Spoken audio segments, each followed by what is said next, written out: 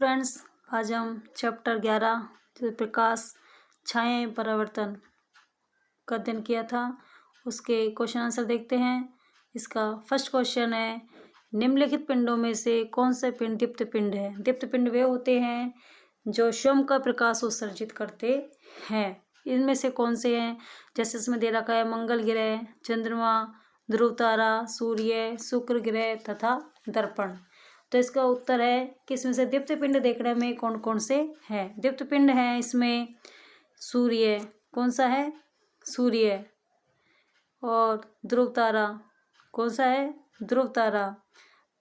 दो ही है इसमें जो स्वयं का प्रकाश उत्सर्जित करते हैं, यानी सूर्य और ध्रुव तारा। फिर से आगे अदीप्त पिंड है। अदीप्त पिंड क्या है, मंगल ग्रह है, चंद्रमा है, शुक्र ग्रह और दर्पण। हमें सिर्फ दीप्त पिंड देखना है, तो इसका आंसर ये होगा सूर्य और ध्रुव तारा, यानी सूर्य और ध्रुव तारा।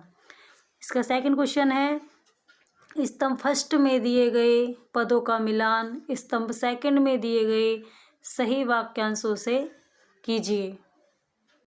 तो यहाँ पर स्तंभ फर्स्ट दे रखा है और ये स्तंभ सेकंड है। स्तंभ फर्स्ट में है सूची छिद्र, कैमरा, अपारदर्शी वस्तु, पारदर्शी वस्तु और छाया। इसके आगे दे रखा है प्रकाश पूर्णतः अवरुद्ध करती है, वस्तु के पीछे बना गहरा काला क्षेत्र है, व्युत्क्रमित प्रतिबिंब बनता है, प्रकाश लगभग पूर्णतः संचारित होता है। तो इसमें से देखना है कि कौन सा है जो इससे मैच होता है। तो इसमें जैसे सूची छिद्र कैमरा है, अपारदर्शी वस्तु है, वो प्रकाश पूर्णतः अवरुद्ध करती है, पारदर्शी वस्तु है, प्रकाश लगभग पूर्णतः संचारित होता है, छाया है जो वस्तु के पीछे बना गहरा काला क्षेत्र है, और सूची छिद्र कैमरा है, व्युत्क्रमित प्रतिबिंब बनता है। तो इसका आंसर देखते हैं बच्चों। इसका आंसर है सूची छिद्र कैमरा, यानी व्युत्क्रमित प्रतिबिंब बनाता है। अपारदर्शी वस्तु प्रकाश पूर्णतः अवरुद्ध करती है, पारदर्शी वस्तु प्रकाश लगभग पूर्णतः संचारित होता है, छाया वस्तु के पीछे बना गहरा काला क्षेत्र होता है। तो क्वेश्चन 2 हो चुके हैं। क्वेश्चन नंबर 3 देखते हैं। 3 है, साहिल, रेखा, पैट्रिक और कासिमा चित्र 11.16 में दर्शाए गए पाइप से मोमबत्ती की लौ का प्रयास कर रहे हैं। इनमें से कौन मोमबत्ती की लौ को देखने का प्रयास कर रहे हैं, किसको। एक मिनट वापस देखते हैं बच्चों, इसका क्वेश्चन थोड़ा यहाँ पर कट गया है, इसको वापस सही करते हैं।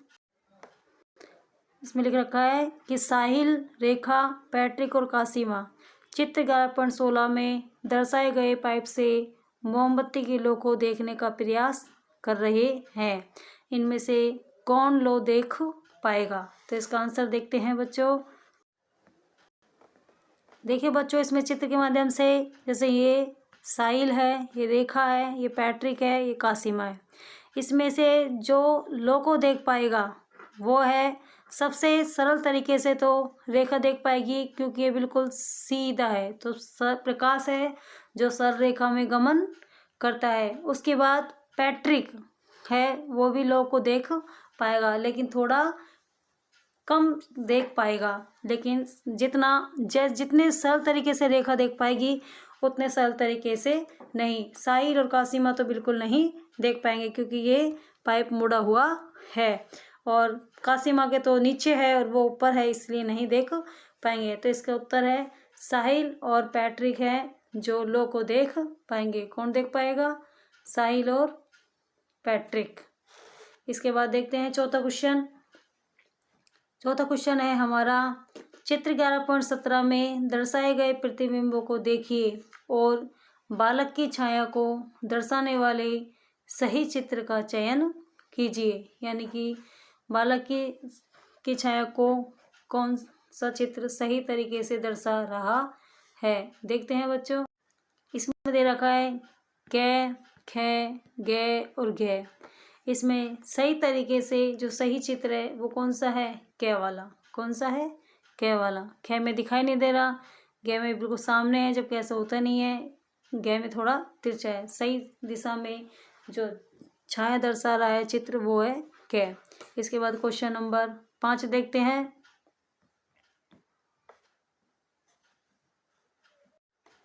पांचवा क्वेश्चन है बच्चों, चित्र 11.18 में दर्शाया गया है कि एक स्थिर टॉर्च के सामने रखी गेंद की छाया दीवार पर बनी है। परिदृश्य फर्स्ट पॉइंट है, परिदृश्य फर्स्ट में गेंद टॉर्च के समीप है, जबकि परिदृश्य सेकंड में गेंद दीवार के समीप है। दिए गए विकल्पों क और ख में से दोनों परिदृश्यों का सबसे उपयुक्त प्रदर्शन करने वाले चित्र का चयन कीजिए। इनमें जो चारों चित्र दे रखे हैं उसमें से कौन सा सही तरीके से परिदृश्य का उपयुक्त प्रदर्शन कर रहा है। तो इसका आंसर देखते हैं बच्चों, क्या बता, इसका सही आंसर है ख। कौन सा है? ख, ये वाला। इसके बाद है क्वेश्चन 6 क्वेश्चन देखते हैं।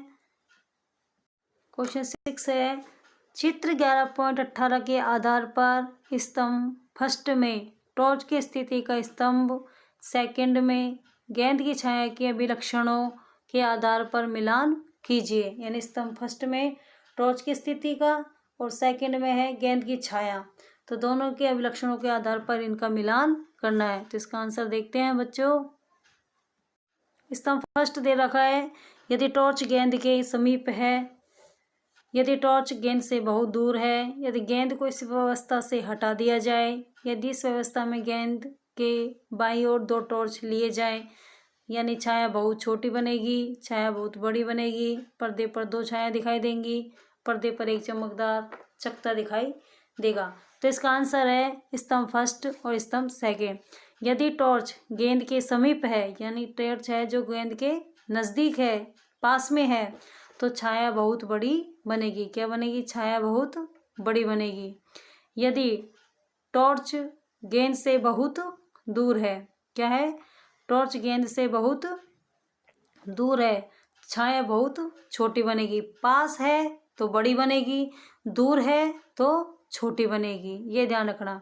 यदि गेंद को इस व्यवस्था से हटा दिया जाए, क्या किया जाए? हटा दिया जाए, तो पर्दे पर एक चमकदार चकत्ता दिखाई देगा। क्या दिखाई देगा? पर्दे पर एक चमकदार चकत्ता दिखाई देगा। और यदि इस व्यवस्था में गेंद के बाईं ओर 2 टॉर्च लिए जाएं, तो पर्दे पर 2 छाया दिखाई देंगी। क्या दिखाई देगी? पर्दे पर 2 छाया दिखाई देगी। तो ये ध्यान रखना, अगर टॉर्च समीप है यानी पास में है तो बड़ी बनेगी, और दूर है तो छोटी बनेगी। और हटा दिया जाए गेंद को इस व्यवस्था से तो एक चमकदार चकत्ता दिखाई देगा, और ये गेंद के बाईं ओर 2 टॉर्च लिए जाएंगे तो 2 छाया दिखाई देगी पर्दे पर। इसके बाद है हमारा अगला क्वेश्चन है 7।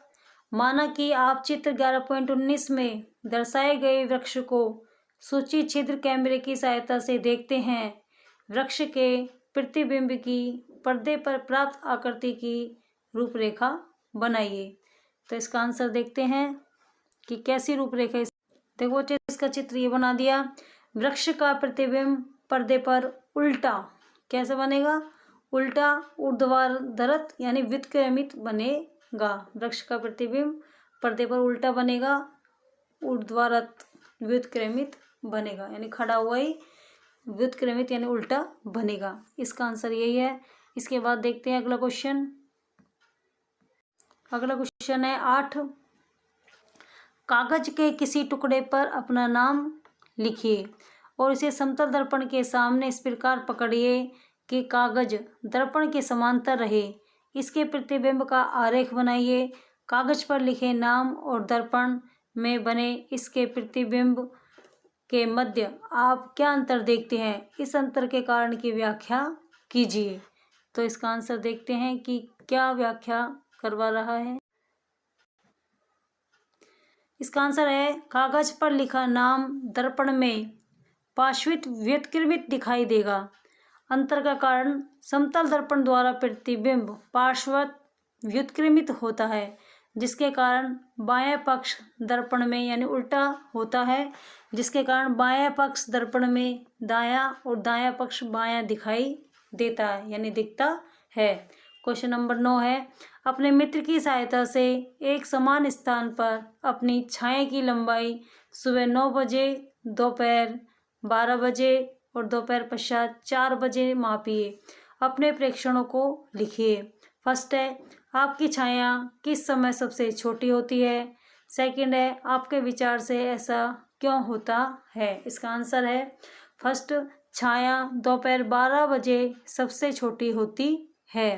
ऐसा इसलिए होता है क्योंकि दोपहर 12 बजे सूर्य ठीक सिर के ऊपर होता है, जिससे प्रकाश की किरणें सीधी पड़ती हैं और छाया की लंबाई सबसे कम होती है। अगर प्रकाश की किरणें तिरछी पड़ेंगी तो छाया की लंबाई भी अधिक होगी, और जब प्रकाश की किरणें सीधी पड़ती हैं तो छाया की लंबाई भी कम हो जाती है।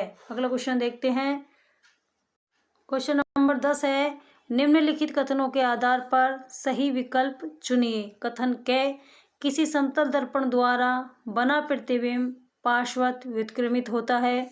कथन ख, अंग्रेजी वर्णमाला के वर्ण टी और ओ के समतल दर्पण वैसे ही दिखते हैं जैसे ये वर्ण है। फर्स्ट, दोनों कथन सत्य हैं। सेकंड, दोनों कथन असत्य हैं। थर्ड, कथन क सत्य है किंतु कथन ख असत्य है। फोर्थ, कथन क असत्य है किंतु कथन ख सत्य है। इसका सही आंसर है सही विकल्प थर्ड, कि कथन क सत्य है। समतल दर्पण द्वारा बना प्रतिबिंब पार्श्वत व्युत्क्रमित होते हैं यानी उल्टे होते हैं, सत्य है, किंतु कथन ख असत्य है। ख असत्य है, तो इसका सही आंसर होगा ये। इसके बाद अगला क्वेश्चन है हमारा 11 नंबर का। मान लीजिए कि आपको चित्र 11.20 में दर्शाई गई आकृति की एक नलिका और दो ऐसे समतल दर्पण दिए गए हैं जिनका व्यास नलिका के व्यास से कम है। क्या इस नलिका का उपयोग परिदर्शी बनाने के लिए किया जा सकता है। यदि आपका उत्तर हाँ है तो नलिका पर वह स्थान अंकित कीजिए जहाँ आप समतल दर्पण लगाएंगे। हमने देखा था कि उसमें समतल दर्पण यहाँ पर और यहाँ पर ऐसे लगाया गया था 11.20। तो इसमें हम देखते हैं इसका आंसर क्या है। इसका आंसर है हाँ, नलिका का उपयोग परिदर्शी बनाने के लिए किया जा सकता है। समतल दर्पण नलिका के दोनों सिरों पर 45 डिग्री के कोण पर लगाए जाएंगे, जहाँ प्रकाश प्रवेश करता है और जहाँ से प्रकाश बाहर निकलता है, यानी जहाँ पर वो उसका प्रवेश करने का पॉइंट पड़ता है, वहाँ से जहाँ प्रवेश करता है और वहीं से फिर वो वापस बाहर निकलता है, वहाँ पर वो 45 डिग्री के कोण पर समतल दर्पण लगा सकते हैं। तो हम इस नलिका का उपयोग परिदर्शी बनाने के लिए किया जा सकता है। एक हमारा लास्ट क्वेश्चन है 12।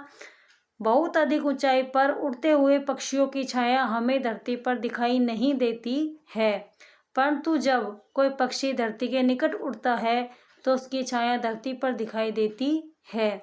विचार कीजिए और बताइए कि ऐसा क्यों होता है। इसका आंसर है बहुत अधिक ऊंचाई पर उड़ते पक्षियों की छाया धरती पर दिखाई नहीं देती क्योंकि प्रकाश की किरणें लंबी दूरी तक फैल जाती है, यानी उनका फैलाव ज़्यादा हो जाती है, वो ज़्यादा प्रसारित हो जाती है और छाया धुंधली होकर बिखर जाती है। वो हमें दिखाई छाया तो पड़ती है लेकिन वो बिखर जाती है, यानी फैल जाती है, धुंधली हो जाती है। जब पक्षी धरती के निकट उड़ता है तो प्रकाश की किरणें कम दूरी तय करती, यानी वो फैलती कम है, जिससे छाया स्पष्ट और गहरी दिखाई देती है। तो हमारा लेसन समाप्त हुआ। इसके बाद मिलते हैं बच्चों नेक्स्ट वीडियो। इस बुक का लास्ट चैप्टर है 12 नंबर का, ऑल द बेस्ट बच्चों। ठीक है, मिलते हैं।